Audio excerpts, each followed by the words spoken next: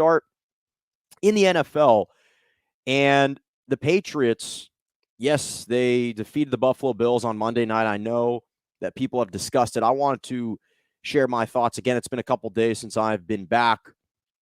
But it really does pose the question, is this team the best team in the AFC? And let me first say this, because they obviously won 14-10 in the quasi-tornado that was Buffalo, New York. There were wind gusts up to 40 miles an hour, and the final score was 14-10, but the first half score was 11-7.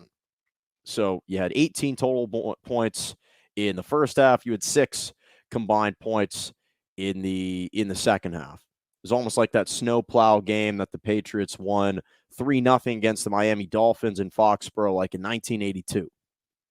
So it's funny because yesterday morning I woke up and it took me a minute to think to myself, wait, Patriots have the best record in the AFC. I woke up yesterday morning and I did the same thing this morning, and I almost had to come to my own senses and realize the New England Patriots have the best record in the AFC.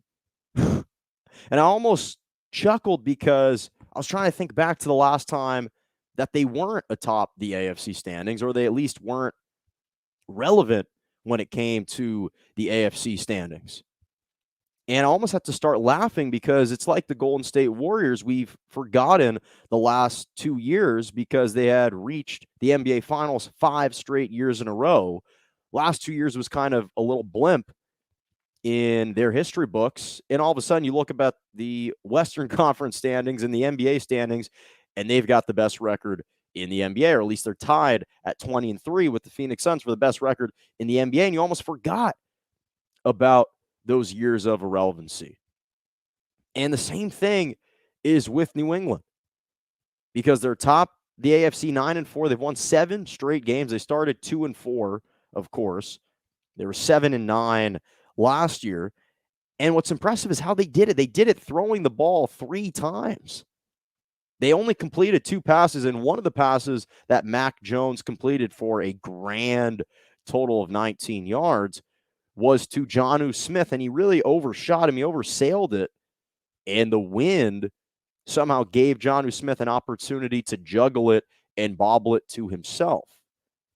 And that was one completion. And then the second completion was, I guess a completion. It was a little bubble screen. It was barely a legitimate throw.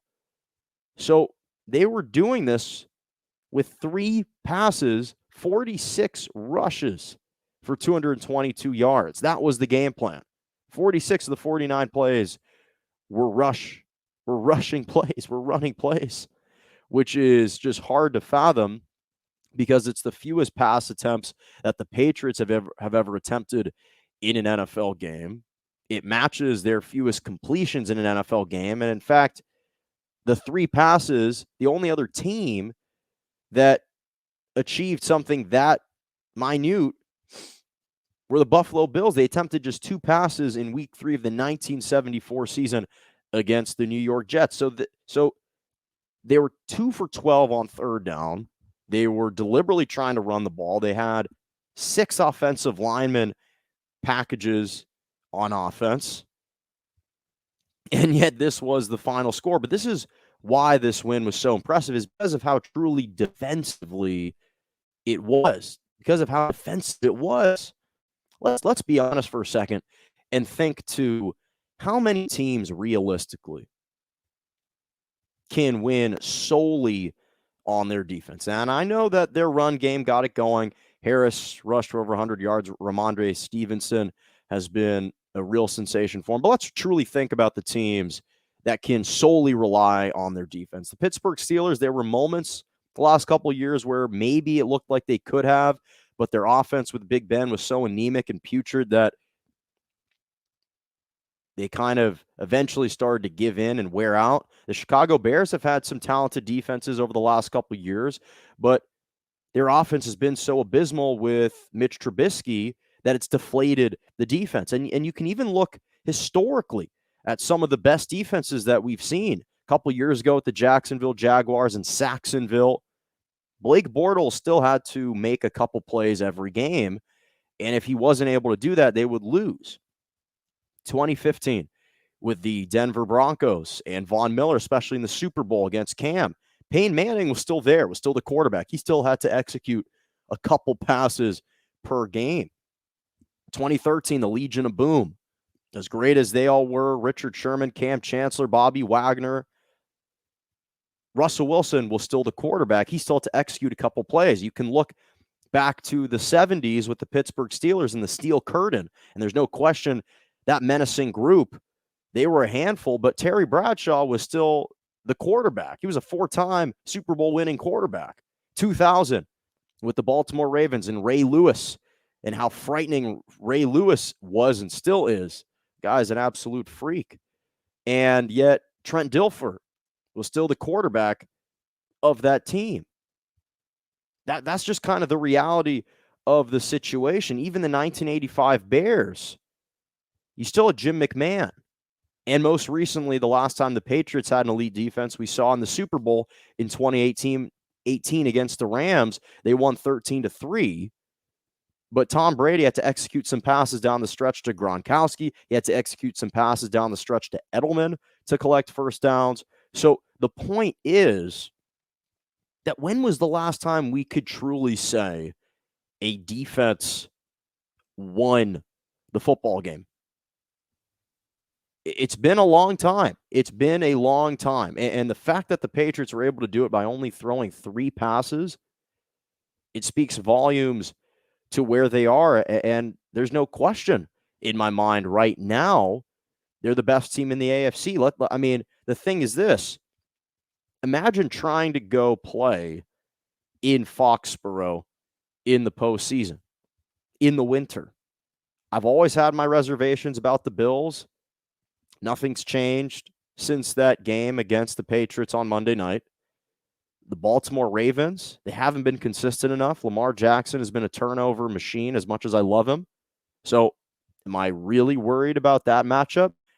Not necessarily. The Tennessee Titans, it all hinges on Derrick Henry, and I don't really know where his health is at this point in his recovery. The Cincinnati Bengals, we never know which version of the Cincinnati Bengals we're going to get. One week, they look like a juggernaut and they look legit. And right when we try to crown them as legit in the AFC North, they take 10 billion steps back. So we never know what to make of them. The Browns, they're kind of irrelevant. Baker's shoulder is hurt. So the only 2 teams in the AFC right now, not to mention the Chargers. The last time the Patriots and the Chargers played, the Patriots beat them 27-24. Justin Herbert completed under 50% of his passes, threw 2 picks, had a QBR of 20.7. Do I really trust Herbert on the road against Bill Belichick in that defense? Not necessarily.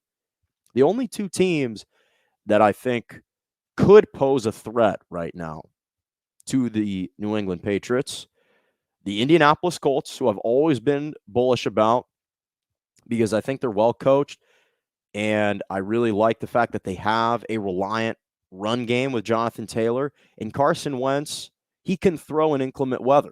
He is a big individual who I think would be able to make a couple plays if needed and if called upon. The other team is the Kansas City Chiefs, just because of how prolific their offense can be. The problem is with them, I'm not sure if we're going to see the most prolific offense from them. They've been a bit inconsistent. And with the Colts, I'm not sure if they're going to even get into the postseason. Those are the only 2 teams that I think legitimately pose a threat, is just of the potential of those 2 teams. But outside of that, you'd be hard-pressed to go with any other team over the Patriots. Again, the Chiefs have won 5 straight, but they haven't looked great doing it. They're still a team that I believe can make a deep playoff run. They're only half game back for the best record in the conference, so it's not out of the realm that the road to the Super Bowl could go through Arrowhead as opposed to Gillette Stadium. But right now, as hard to believe as it is, yes, the New England Patriots are the best team in the AFC. And that performance against Buffalo, I think, just further supported that. They'll obviously get a chance to play again in 2 weeks. So we'll see what type of adjustments Coach McDermott and Josh Allen and that entire team make. But this was impressive. This was impressive, and I don't think anyone really saw it coming. I predicted the Patriots would be a playoff team. I could not have predicted that they would have had the best record in the AFC at this point in the season.